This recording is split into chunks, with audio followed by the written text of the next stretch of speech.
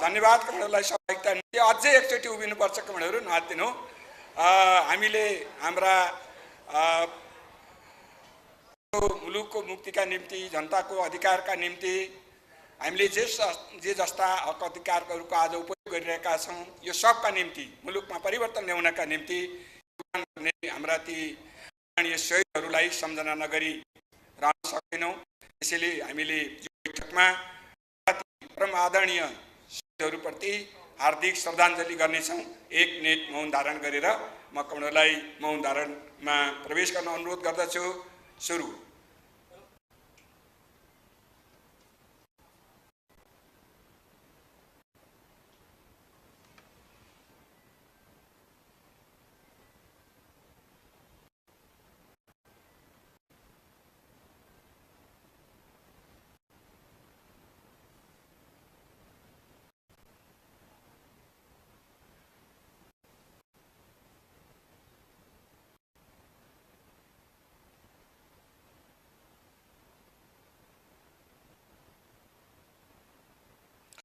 धन्यवाद। अब कमरेडहरू बस्न सक्नुहुन्छ।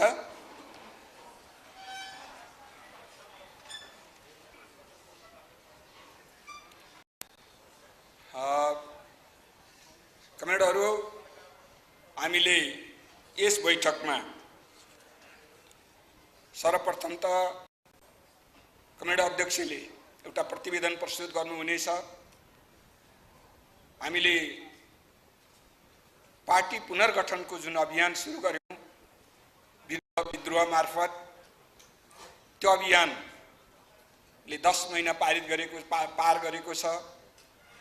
यो 10 महिनाको अवधिमा हामीले के कस्ता कामहरू गर्यौं, कति प्रगति गर्यौं, कति गरेनौं, अहिलेको हाम्रो अवस्था कस्तो छ। हालै हामी केही समय अगाडि स्थानीय तहको निर्वाचन भएको छ, त्यसमा हामी सहभागी भएका छौं। त्यसमा हाम्रो अवस्था के कस्तो रह्यो, अब हामी कसरी अगाडि जान्छौँ, आजको अवस्था के हो, आजको अवस्था के छ, आज हामी सांगठनिक हिसाबले कुन अवस्थामा छौँ, अहिलेसम्म हामीले के कति प्रगति हासिल गरेका छौँ, हाम्रा कमी कमजोरीहरू कहाँ रहेका छन्, सबल पक्षहरू कहाँ छन्, र अब आजसम्मका अनुभव र शिक्षाको आधारमा आगामी दिनमा हामी कसरी अगाडि बढ्छौँ, अबको हाम्रो कार्ययोजना के हो भन्ने समेतका विषयहरू रहेको राजनीतिक एवं सांगठनिक प्रतिवेदन कमरेड अध्यक्षले प्रस्तुत गर्नुहुनेछ आफ्नो संक्षिप्त मन्तव्यसहित। त्यसपछि हामी खाजा खानेछौँ। कमरेडको यो प्रस्तुति सकिएपछि खाजा पश्चात हाम्रो पार्टीका सम्मानित नेता कमरेडले बैठक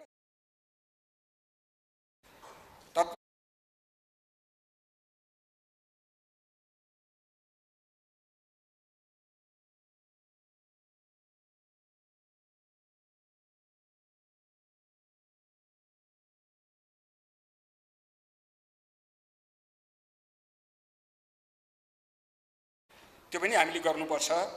ती एजेन्डाहरूमा हामी छलफल गर्नेछौँ र पारित गरेर अगाडि बढ्नेछौँ। र यो बैठक कमरेडहरू हामीले मूलतः केन्द्रीय परिषदको बैठकको पूर्वाङ्गमा गरेका छौँ। पर्सि 13 गते र 14 गते हामीले केन्द्रीय परिषदको बैठकको आयोजना गरि नै सकेका छौँ। हामी मूलतः हाम्रो छलफल केन्द्रीय परिषदको बैठकमा गर्नेछौँ। यो विषयहरूमा खास गरी कमरेड अध्यक्षले प्रस्तुत गर्नुहुने प्रतिवेदनमाथि आधारित भएर हामीले केन्द्रीय परिषदको बैठकमा घनीभूत रूपले छलफल गर्नेछौँ र त्यहाँबाट कमरेडहरूले दिनुहुने सुझावलाई समावेश गरेर यो प्रतिवेदनलाई अझै समृद्ध बनाउनेछौँ। केन्द्रीय परिषदको बैठकमा नै छलफल गर्नुपर्ने भएको हुनाले हामीले गर्ने योजना रहेको हुनाले हामी केन्द्रीय कमिटीको पनि ग्रुप विभाजन गरेर छलफल गर्ने, फेरि केन्द्रीय परिषदमा पनि गएर ग्रुप विभाजन गरेर छलफल गर्ने दोहोरिने स्थिति हुने भएको हुनाले एकैचोटि केन्द्रीय परिषदमै हामी ग्रुप विभाजित हुनेछौँ र त्यहाँ छलफलमा सहभागी हुनेछौँ भन्ने योजना सचिवालयको रहेको छ। त्यही योजनाका साथ यो बैठक एक दिनका लागि आयोजना गरिएको हो। कमरेडहरूले यसको मर्मलाई बुझिहाल्नुहुन्छ। कमरेडहरूले आजै प्रतिवेदन प्राप्त गर्नुहुन्छ, अहिले नै प्रतिवेदन वितरण हुन्छ। र त्यो प्रतिवेदनमाथि आजदेखि कमरेडले अध्ययन सुरु गर्नुहुनेछ र भोलिको दिन खाली राखिएको छ। भोलि कमरेडले प्रतिवेदनलाई गहनताका साथ अध्ययन गर्नुहुनेछ र पर्सि 13 गते सुरु हुने र 13 गते नै ग्रुप विभाजन हुनेछ र 13 गते नै हामीले ग्रुपमा छलफल गर्नेछौँ। त्यो दिनको छलफललाई समृद्ध बनाउनका निम्ति, त्यसबाट साँच्चै नै गहन खालका सुझावहरू ल्याउनका निम्ति कमरेडले योगदान गर्नुहुनेछ। अहिलेदेखि नै छलफल गरेर, अहिलेदेखि नै त्यो प्रतिवेदनको अध्ययन गरेर त्यसका निम्ति कमरेडले तयारी गर्नुहुनेछ। त्यो आशा र विश्वासका साथ यो बैठकलाई हामीले सञ्चालन गर्नेछौँ। त्यसैले म कमरेड अध्यक्षलाई आफ्नो संक्षिप्त मन्तव्यसहित यो बैठकलाई सम्बोधन सहित पार्टीको राजनीतिक एवं सांगठनिक प्रतिवेदन समेत प्रस्तुत गर्नुहुनका निम्ति हार्दिक अनुरोध गर्दछु।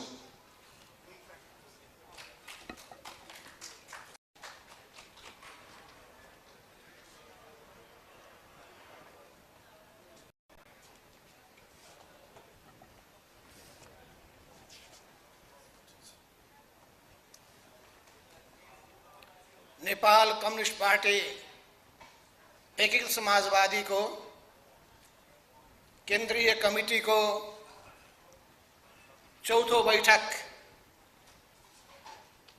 कार्यक्रम में उपस्थित हुनुभएका पार्टी का सम्मानित नेता कर्ण झलनाथ खनाल, नेता कर्ण मुकुन्द नेउपाने, उपाध्यक्ष लगायत सबै पदाधिकारी कमरेडहरू र केन्द्रीय कमिटीका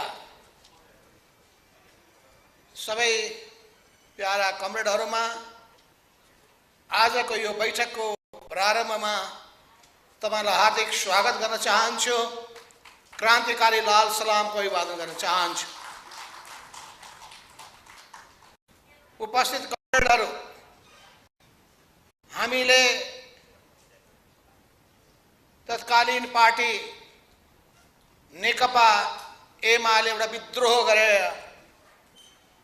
यो नयाँ पार्टीको निर्माण गरेका छौं। भदौ 9 गते निर्वाचन आयोगबाट हामीले विधिवत वैधानिकता हासिल गरेर पार्टीको संगठनात्मक काम, वैचारिक काम र सबै गतिविधिहरूलाई अगाडि बढाउँदै आएका छौं। र यसरी गर्दै जाँदा 10 महिनाको समय हामीले बिताएका छौं। यो 10 महिनाको अवधिभित्र हामीले केन्द्रीय कमिटीको चौथो बैठक बसिरहेका छौं। स्थायी कमिटीको 12औं बैठक सम्पन्न गरेका छौं। सचिवालयको 28औं बैठक बसिसकेका छौं र पोलिट ब्युरोको हामीले दोस्रो बैठक पनि आयोजना गरिसकेका छौं। संगठनात्मक हिसाबले भन्ने हो भने संगठनको नियमित बैठक पार्टीको निम्ति अपरिहार्य कुरा हो। हामीले प्रत्येक तहका बैठकहरू पार्टी विधानलाई ध्यानमा राखेर त्यो सीमा ननाग्ने गरी अझै त्यसभन्दा अघि आवश्यक पर्दाखेरि अनेकौं बैठकहरू बस्नुपर्ने हुन्छ। बैठकमा बस्दाखेरि विषयवस्तुमा छलफल गर्नुपर्ने हुन्छ। विषयवस्तुमा गहन छलफल गर्दाखेरि तर्क वितर्कहरू हुन्छन्, बहस विवादहरू पनि हुन सक्दछन्। यस्ता कुराबाट आत्तिनुपर्ने कुनै आवश्यकता पर्दैन। बहस हुन्छ, विवाद हुन्छ भनेर कतिपय कमरेडहरू बैठकबाट तर्किने गर्नुभएको पनि सुन्नमा आएको छ। यो बैठक भनेको झ्याउ हो भने ठानेर बैठकबाट पन्छिने, बैठकलाई टार्ने प्रवृत्ति पनि विभिन्न स्तरमा रहेको सुन्नमा आएको छ। यी सबै सन्दर्भमा तपाईहरुले आफ्नो आफ्नो प्रदेशमा, आफ्नो आफ्नो जिल्लामा र जिल्लाका मुनि रहेका पालिका र वडाहरूमा निर्माण गर्नुभएका कमिटीहरू, संगठनहरू कति बनाउन सकिए, त्यसको नियमित बैठक बस्ने गरेको छ कि छैन, विषयवस्तुमा गहन छलफल हुने गरेको छ कि छैन, सबैले लागेका कुराहरू भन्न पाएका छन् कि छैन, केही अन्तर्विरोधहरू छन् भने, मतमतान्तरहरू छन् भने त्यस्ता कुराहरू आत्तिनुपर्ने कुनै आवश्यकता पर्दैन। कम्युनिस्ट पार्टीभित्र आलोचना आत्मालोचनाको एउटा पद्धति स्थापित भएको छ, तर तत्कालीन नेकपा एमाले भित्र त्यो पद्धतिलाई, परम्परालाई तोड्ने काम भयो। हामीले यो परम्परालाई, आत्मालोचित हुने परम्परालाई, कमिटीको बैठकभित्र आलोचना गर्ने परम्परालाई बसाल्नुपर्छ।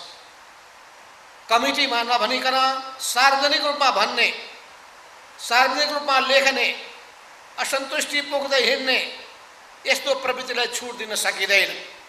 तर कमिटीभित्र शालीनताका साथ आफ्ना कुराहरू, संयमित रूपमा आफ्ना कुराहरू राख्न पाइन्छ। विचारको विषय छ भने त्यो पनि राख्न पाइन्छ, सङ्गठनसँग जोडिएको कुरा छ त्यो पनि राख्न पाइन्छ, कुनै व्यक्तिको मूल्याङ्कनको कुरा छ त्यो पनि राख्न पाइन्छ, कुनै कार्यक्रमहरू तयार गर्नुपर्ने छ, कार्ययोजना अगाडि सार्नुपर्ने छ भने त्यो पनि राख्न पाइन्छ। र पार्टीलाई कसरी गतिशील बनाउन सकिन्छ, पार्टीलाई कसरी प्रभावकारी बनाउन सकिन्छ, पार्टीलाई जनताको बिचमा कसरी स्थापित गर्न सकिन्छ, यस बारेमा सृजनात्मक रूपमा छलफल र बहस गर्न पाइन्छ। हामी लकीरको फकीरको आधारमा अगाडि बढ्ने होइन, आफ्नो ठाउँमा पार्टीलाई कसरी स्थापित गर्ने हो, त्यस ठाउँको जनताको प्यारो कसरी बन्ने हो, जनताको विश्वास कसरी जित्ने हो, त्यसको निम्ति हामीले त्यस ठाउँको समस्याको पहिचान गर्नुपर्छ, जनताको मनोभावना बुझ्नुपर्दछ, जनतासँग नङ्ग्र मासुको सम्बन्ध राख्नुपर्दछ। र यी सबै सन्दर्भमा पहिलो शर्त नै कमिटी बनाउने कुरा हो। दोस्रो शर्त भनेको कमिटीको नियमित बैठक आयोजना गर्ने कुरा हो। तेस्रो कुरो भनेको कार्यक्रमहरू के लिएर अगाडि बढ्ने हो, के कार्ययोजना लिएर जाने हो, त्यो कमिटीले निरूपण गर्ने कुरा हो। र ती कार्यक्रमहरू, तय गरेका कार्ययोजनाहरू लागू भएनन् त्यसको अनुगमन गर्ने कुरा हो। अनुगमन गर्ने सन्दर्भमा कमी कमजोरी भएका छन् भने सुधार्ने कुरा हो। राम्रो काम कसैले गरेका छन् भने त्यसको उच्च प्रशंसा, उसको प्रशंसा गर्ने कुरा पनि हो। राम्रो गर्नेलाई हामीले प्रशंसा गर्न सक्नुपर्छ। कमी कमजोरी हुने व्यक्तिलाई आलोचना गर्नुपर्छ, सुझाव दिनुपर्दछ, कमजोरीबाट मुक्त हुनका लागि प्रेरित पनि गर्नुपर्दछ। यिनै तरिकाहरू अपनाउने गर्दै जाँदाखेरि नै नेपालमा कम्युनिस्ट पार्टी लोकप्रिय भएको छ। कम्युनिस्ट पार्टीले देशभक्तिको झन्डा उठाउँदै आएको, तब जनताको विश्वास जित्न सकेको छ। कम्युनिस्ट पार्टीले लोकतन्त्रको झन्डा उठाउँदै आएको छ, त्यस हुनाले लोकतन्त्रको रक्षक, लोकतन्त्रको वाहक, लोकतन्त्रको अभियन्ताको रूपमा कम्युनिस्ट पार्टीलाई नेपाली जनताले चिन्ने गरेका छन्। अधिनायकवादका विरुद्धमा, विदेशी शक्तिका विरुद्धमा जुझ्ने जनमानस, नेपाली जनतालाई त्यस हिसाबले हामीले अभिप्रेरित गर्नुपर्दछ। सबै खालका विदेशी शक्तिहरूका दबावका सामु नझुक्ने, नेपालको हितको रक्षा गर्ने, नेपालको स्वाभिमानको रक्षा गर्ने र नेपाली जनतामा देशभक्तिको भावना पैदा गर्ने काममा हामीले अगुवाई गर्नुपर्छ। देशभक्त शक्तिको रूपमा हाम्रो पहिचान स्थापित गर्नुपर्छ। लोकतान्त्रिक शक्तिको रूपमा हाम्रो पहिचान स्थापित गर्नुपर्छ।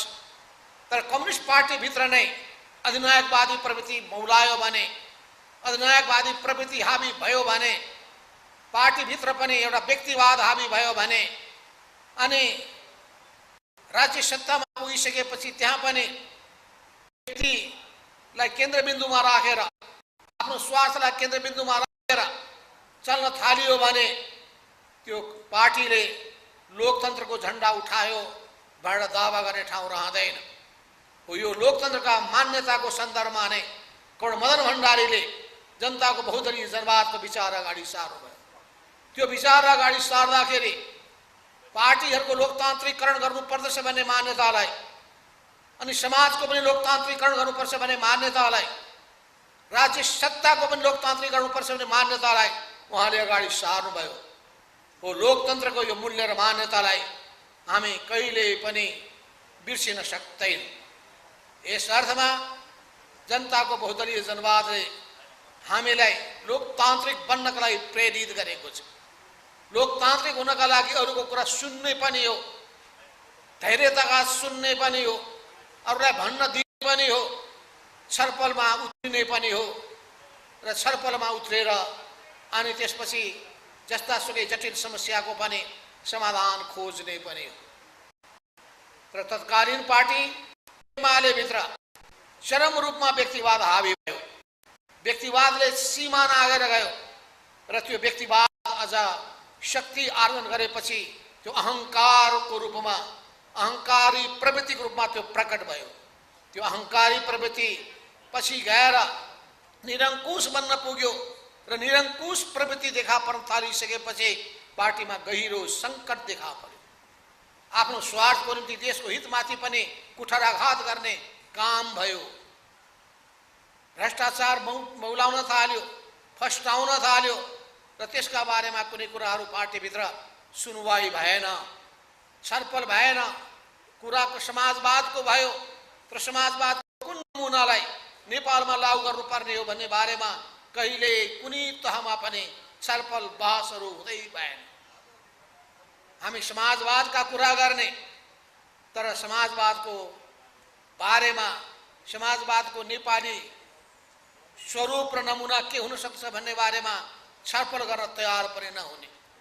सबै थोक आफू जान्ने जस्तो ठान्ने, अरूको अनुभवहरू, अरूको ज्ञानहरू, अरूको बुद्धिहरूलाई समेट्नु पर्दछ, वैचारिक मन्थन गर्नु पर्दछ भन्ने कुरालाई व्यवस्था गर्ने प्रवृत्ति देखा पर्यो। जनताका समस्यालाई व्यवस्था गरियो। कम्युनिस्ट पार्टीले जनताको मनमा, हृदयमा बस्न सक्नु पर्दछ। यस अर्थमा जनताका पीर मार्गलाई केन्द्रबिन्दुमा राख्नुपर्छ। त्यसो हुनाले कम्युनिस्ट पार्टीले देशभक्तिको झण्डा बुलन्द गर्दै, लोकतन्त्रको झण्डा बुलन्द गर्दै जनताका समस्याहरू, जीविकाका समस्यालाई केन्द्रबिन्दुमा राख्दै अगाडि बढ्दै आएको छ। हामी अहिले पनि देशभक्तिको कुरालाई बिर्सिन सक्दैनौँ, लोकतन्त्रको कुरालाई पन्छाउन सक्दैनौँ, त्यसैगरी जनजीविकाको समस्याप्रति आँखा चिम्लिन सक्दैनौँ। जनजीविकाका कुरा गर्दाखेरि, राज्य सञ्चालनका कुरा गर्दाखेरि हामीले सुशासनको प्रत्याभूति दिन सक्नुपर्छ। सुशासनको प्रत्याभूति भनेको भ्रष्टाचारबाट मुक्त भएको शासन। तर अहिले कम्युनिस्ट पार्टीभित्र र नेपालको राजनीतिमा भ्रष्टीकरणको प्रवृत्ति प्राप्त भएको छ। जनतालाई व्यवस्था गर्ने प्रवृत्ति हुर्केर आएको छ। महँगी बढेको छ, र तेलको मूल्य त्यस्तै बढेको छ, सामानका भाउहरू त्यत्तिकै बढेको छ। यस्तो स्थितिमा के हाम्रो पार्टी, नेपाल कम्युनिस्ट पार्टी, एकीकृत समाजवादी चुप लागेर बस्न सक्छ? अप्ठ्यारो के छ भने हामी सडकमा उत्रौँ, सत्तामा आफै छन्, सडकमा आफै उत्रे भनेर फेरि टिउरी सुरु हुन्छ। यसले 5 दलीय गठबन्धनमा सरकार समक्ष पटक पटक कुराहरू उठाएका छन् कि तेलको बढ्यो, मूल्यवृद्धि चाकरी बढ्यो, जनताहरूलाई त्यसै गरी भ्रष्टीकरण व्यापक रूपमा बढ्यो। हामीले पटक पटक उठाउने सिलसिलामा आज प्रधानमन्त्रीले 5 दलको बैठक बोलाउनु भएको थियो र त्यसमा मूल्य वृद्धिको सन्दर्भमा अनि तेलको मूल्य निर्धारण गर्ने सन्दर्भमा छलफल भयो र छलफल भएर हामीले कसरी राज्यले मुनाफा कमाउने होइन, त्यो यसमा जनतालाई मार्का नपर्ने गरी र राष्ट्रले पनि थेक्न सक्ने गरी अधिकतम हिसाबले मूल्य घटाउने, तेलको मूल्य घटाउने बारेमा आज छलफल भएको छ। मलाई विश्वास छ कि आजको त्यो निर्णयलाई सरकारले तुरुन्त पालन गर्नेछ। हामीले हेर्ने भनेको हाम्रो छिमेकी देशमा मूल्य कस्तो छ र त्यो मूल्य हेर्नुको साथसाथै हामी कतिसम्म जान सक्दछौँ। राज्यको आम राजस्वको स्रोतको सन्दर्भमा हामीले अन्य वैकल्पिक अनेक स्रोतहरू खोज्नुपर्ने आवश्यकता पर्छ। जनतालाई भारी पर्ने गरी, जनतालाई कष्ट पुर्याउने गरी राजस्व उठाउँदै हिँड्ने, करहरूको दायरा बढाउँदै हिँड्ने काम गर्ने पनि होइन। त्यसको निम्ति सबभन्दा पहिले कसरी देशको अर्थतन्त्रलाई आत्मनिर्भर बनाउन सकिन्छ, कसरी कृषिमा नेपाल आत्मनिर्भर हुन सक्दछ, कसरी आयातलाई नियन्त्रण गर्न सकिन्छ, कसरी निर्यातलाई प्रबन्धन गर्न सकिन्छ, कसरी यो वैदेशिक ऋण अनुत्पादक रूपमा लिइएको छ भने त्यसमा पनि नियन्त्रण गर्न सकिन्छ, ऋण र अनुदानको सदुपयोग कसरी हुन सक्दछ, यी सबै कुराहरूमा ध्यान जानुपर्दछ। यसै सन्दर्भमा मूल्य वृद्धिको बारेमा पनि कुरा भएको छ। मूल्य अनुचित रूपमा बढेको छ भने तुरन्त छापा मारेर कारवाही गर्नुपर्छ। कसको कति मूल्य राख्नु उपयुक्त हुन्छ भने राज्यको ध्यान जानुपर्दछ र आवश्यक पर्दाखेरि सुपथ मूल्य पसल पनि खोलेर पनि जनतालाई राहत उपलब्ध गराउनु पर्दछ। गरिबीको रेखामुनि भएका जनताहरूको निम्ति विशेष ढङ्गले पनि अलग हामीले परिचय पत्र वितरण गरेर उनीहरूको निम्ति विशेष सहुलियत, दैनिक ज्यालादारी काम गर्ने मजदुरहरूको हकमा, विपन्न समुदायहरूको हकमा, विपन्न परिवारहरूको हकमा राज्यले विशेष सुविधा उपलब्ध पनि गराउनुपर्छ। यी सबै विषय आज हामीले बालुवाटारमा प्रधानमन्त्री सहितको दलको बैठकमा पनि राखेका थियौँ। भ्रष्टाचारका विषय पनि उठायौँ। भ्रष्टीकरण कसरी बढिरहेको छ, जम्मै क्षेत्रमा भ्रष्टाचार बढेकै छ। कमिसन तन्त्रको जालो फैलिएकै छ। यो सबैलाई कसरी नियन्त्रण गर्न सकिन्छ, यी सबै कुरामा सरकारको ध्यान जानुपर्दछ। हामी पनि उस्तै अरू जस्तै भयौँ भने नेपाल कम्युनिस्ट पार्टी समाजवादीलाई मान्छेले कसरी विश्वास गर्ने? त्यस हुनाले अरूभन्दा हामी भिन्न हुन सक्नु पर्दछ। भ्रष्टाचारबाट मुक्त अनि सेवाभावबाट उत्प्रेरित र हामीले तय गर्ने योजनाहरू सबै पक्षलाई विचार गरिकन त्यसको प्राथमिकता क्रम छुट्याइकन वस्तुवादी भइकन योजनाहरू हामीले तय गर्ने काम गर्नुपर्छ र ती योजनाहरू लागू गर्ने कुराको सन्दर्भ हामीले अनुगमन प्रणालीलाई बलियो बनाउनुपर्छ। अनुगमन प्रणालीलाई बलियो बनाउने क्रममा राम्रो काम गर्नेलाई प्रोत्साहित गर्ने र नराम्रो काम गर्नेलाई दण्डित गर्ने प्रणाली पनि स्थापित गर्नुपर्छ। यी सबै सन्दर्भमा पनि हाम्रो पार्टी निर्माण गर्ने भनेको जनताको निम्ति हो, देशको निम्ति हो, जनतालाई सेवा पुर्याउनका निम्ति हो। यसैको निम्ति हाम्रो पार्टीको ध्यान जानु पर्दछ। आज केन्द्रीय कमिटीको यो बैठक बसिरहेको सन्दर्भमा मैले सबै कमान्डरको ध्यान मैले किन आकर्षित गर्न चाहेँ भने अहिले हामी केन्द्रको सरकारमा पनि छौँ, सङ्घीय सरकारमा पनि सहभागी छौँ, हामी प्रदेश सरकारमा पनि छौँ, कतिपय प्रदेश सरकारको अगुवाई हामी गरिरहेका छौँ। हाम्रो नेतृत्वमा सरकार चलिरहेको छ, त्यहाँ हामीले खुबै क्षमता देखाउन सकेका छौँ कि छैनौँ, त्यहाँ सही ढङ्गले नेतृत्व दिन सकेका छौँ कि छैनौँ, अनि त्यहाँको पार्टीको सल्लाहको आधारमा चलिरहेका छौँ कि छैनौँ, पार्टीले पनि सही सल्लाह दिने गरेको छ कि छैन, परामर्शको प्रणाली स्थापित गरेका छौँ कि छैनौँ, यी जम्मै प्रश्नहरू उठ्छन्। प्रदेश सरकारको कुरा मात्रै होइन, पालिकामा पनि हामी यसपटकको निर्वाचनमा पनि विजयी भएका छौँ। अहिले 5 दलीय गठबन्धन हामीले बनाउनु पर्ने स्थिति किन बन्यो त्यसबारेमा मलाई लाग्छ कुनै प्रश्न अब उठ्ने स्थिति छैन। किन घटनाक्रमले पुष्टि गरिसकेको छ, हामी बाध्य भएर हामीले विद्रोह गर्नु परेको थियो। अहिलेसम्मको घटनाक्रमले के पुष्टि गरेको छ भने त्यो विद्रोह गर्नै पर्थ्यो, त्यो जायज थियो। विद्रोह नगरेको भए हामीले दास बन्नु पर्दथ्यो या राजनीतिबाट पलायन गरेर हिँड्नु पर्ने थियो। अहिलेसम्म पनि कसैको आँखा खोलेको छैन भने उनीहरूको पनि आँखा खोलोस्। यी कथित 10 भाइका विभिन्न मानिसहरूका अभिव्यक्ति म सुन्दैछु, अझै पनि तिनीहरू त्यो नसाबाट, उनीहरूको दिमागबाट नसा अझै पनि उत्रेको छैन। तथा नाम तथा भावी लेखिरहेका छन्, दासोचित ढङ्गले त्यहाँ बसिरहेका छन्। कुनै मूल्य र मान्यता उनीहरूको छैन, कुनै पदीय गरिमाको उनीहरूले सम्मान पाएका छैन।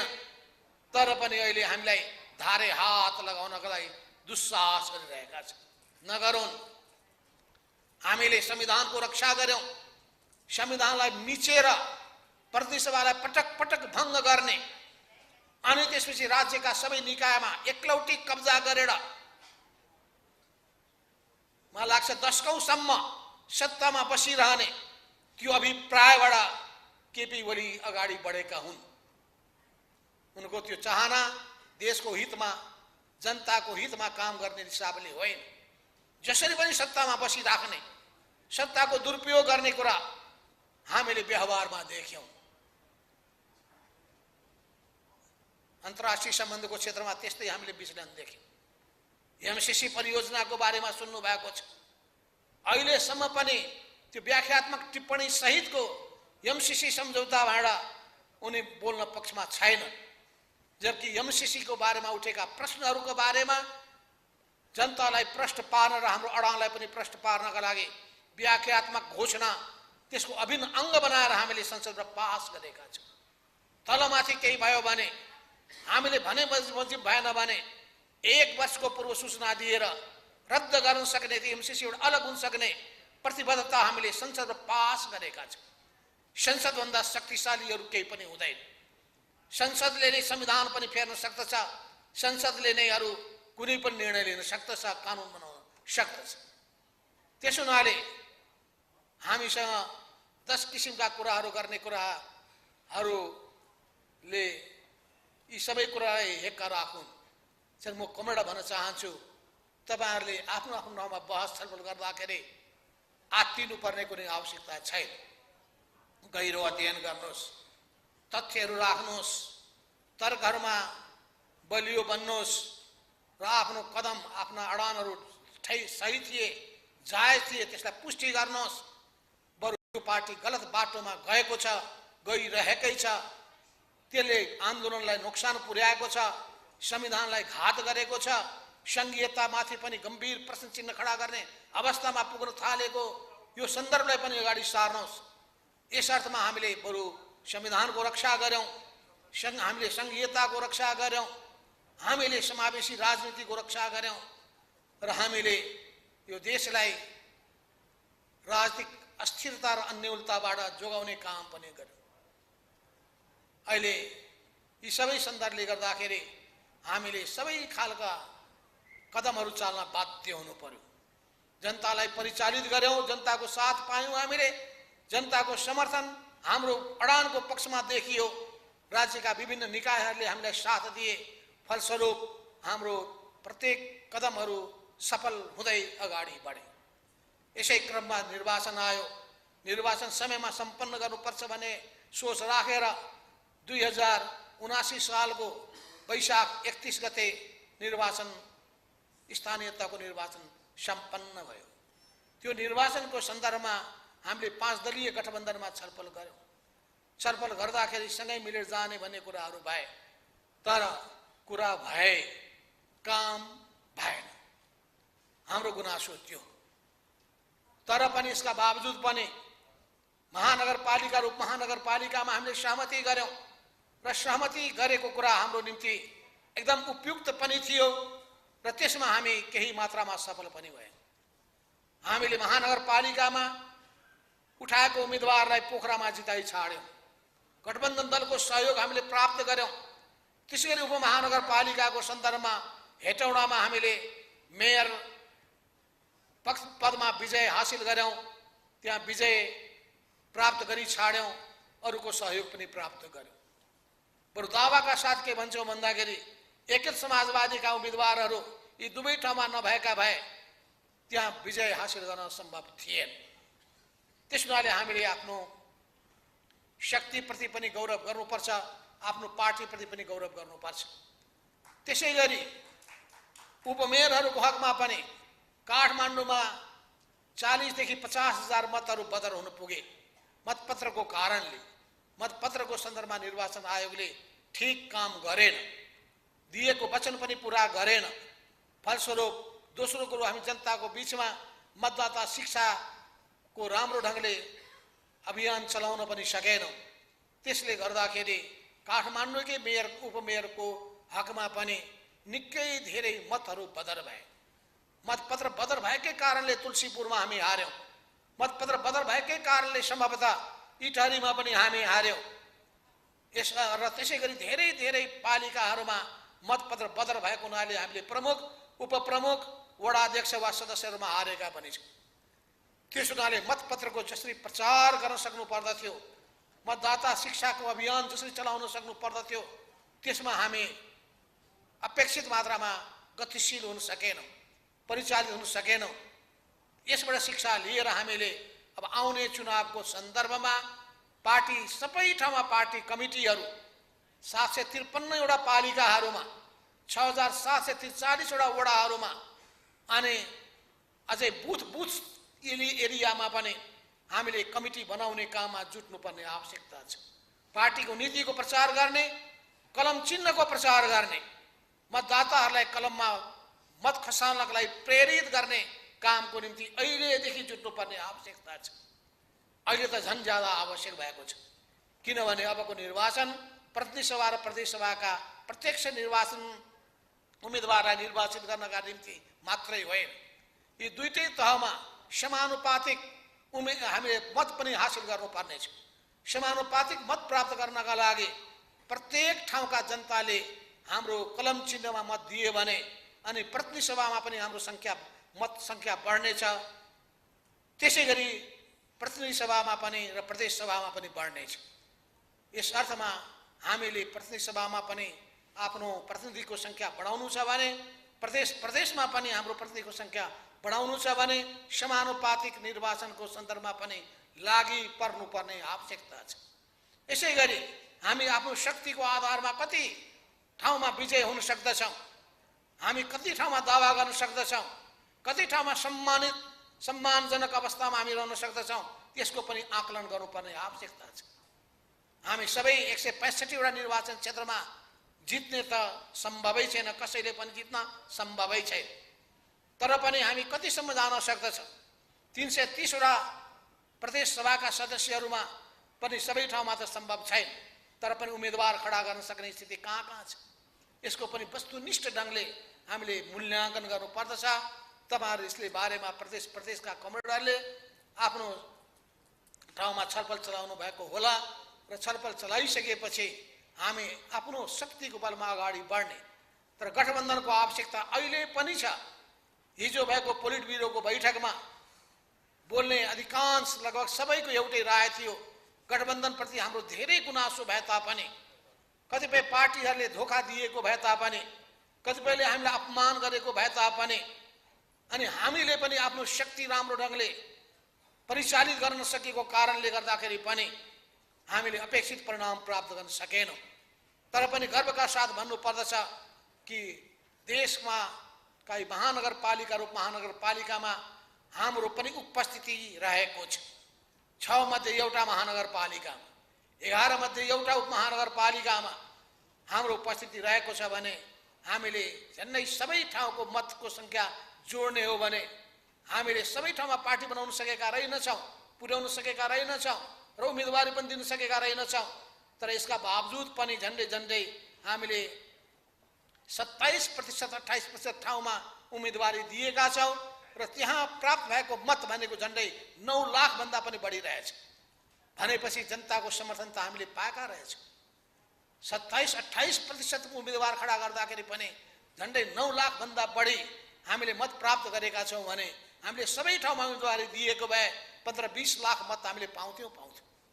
त्यसो हुनाले जनसमर्थनको हिसाबले हामीले आत्तिनुपर्ने केही आवश्यकता छैन। यसको निम्ति हामीले लाग्न सक्ने हो भने अवश्य पनि हामी धेरै राम्रो परिणाम ल्याउन सक्दछौँ। त्यसमा पनि गठबन्धन दलका सबै घटकहरूले हामीसँग भन्नुभएको छ मिलेरै जाउँ। नेपाली काङ्ग्रेसको तर्फबाट शेरबहादुर देउवा प्रधानमन्त्रीजीले गठबन्धनको आवश्यकता छ, हामी आउने चुनावमा पनि मिलेर जाउँ भन्नुभएको छ। त्यसैले एकीकृत माओवादीका अध्यक्ष पुष्पकमल दाहाल प्रचण्डले पनि विगतमा कमजोरीहरू भए त्यो पनि स्वीकार गर्नुभएको छ र ती कमजोरी नदोहोरियोस् भन्ने कुरामा हामीले सजग हुनुपर्दछ। बरु कहाँ आत्मालोचना गर्नुपर्ने हो त्यो पनि गरेर जान हामी तयार छौँ पनि भन्नुभएको छ। त्यसै गरी जनता समाजवादी पार्टीको उपेन्द्रजीले पनि हामीले मिलेरै जानुपर्छ भनेर भन्नुभएको छ। यो सबै सन्दर्भमा हामीले एकातर्फ आफ्नो शक्तिमाथि भरोसा गरेर अगाडि बढ्ने र गठबन्धनमा तालमेल भएको ठाउँमा गठबन्धन शक्तिको आधारमा र गठबन्धन दलका घटकहरूले इमान्दारिताका साथ सहमतिको पालना गरून् भन्ने कुरामा र मतदातालाई राम्रो ढङ्गले प्रशिक्षित गरिकन मत खसाल्ने कुरामा हाम्रो पार्टी शक्तिलाई परिचालित गर्नुपर्ने आवश्यकता छ। हो कमरेडहरू, यी सबै परिप्रेक्ष्यमा अहिले हामी हाम्रो केन्द्रीय कमिटीको यो चौथो बैठक बस्न गइरहेका छौँ। केन्द्रीय कमिटीको यो चौथो बैठक बस्ने सन्दर्भमा यो हामीले एउटा लिखित प्रतिवेदन तयार गरेका छौँ। त्यो लिखित प्रतिवेदन हामीले केन्द्रीय कमिटीमा यहाँ प्रस्तुत गर्न गइरहेका छौँ।